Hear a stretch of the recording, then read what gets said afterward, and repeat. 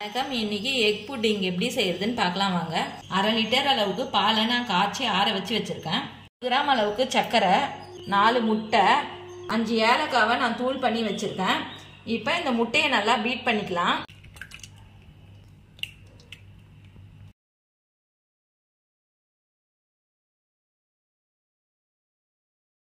ஏலக்காய் தூள் சேர்த்துக்கிறேன்.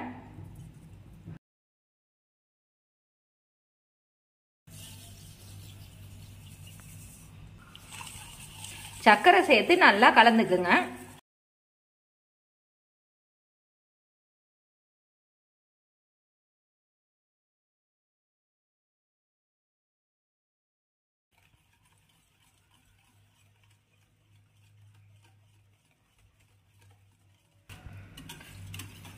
இப்ப பால் சேர்த்துக்கிறேன்.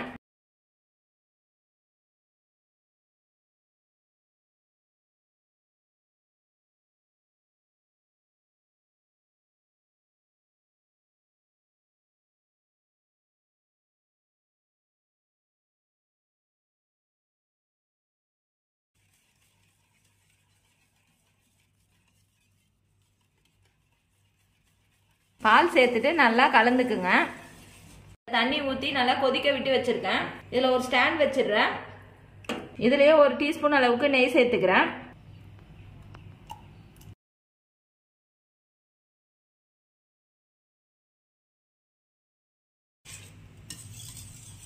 நெய் சேர்த்துட்டு நல்லா கலந்து விட்டுடுங்க. இப்ப இது மேல சமமான ஒரு தட்டு போட்டு மூடிக்கலாம். இது ஒரு 1/2 மணி நேரம் நல்லா வேகட்டும். வாங்க வெந்துருதான்னு பார்க்கலாம். நல்லா சாஃப்டா வெந்திருக்கு. இப்ப இதை ஒரு பிளேட்டுக்கு மாத்திக்கிறேன்.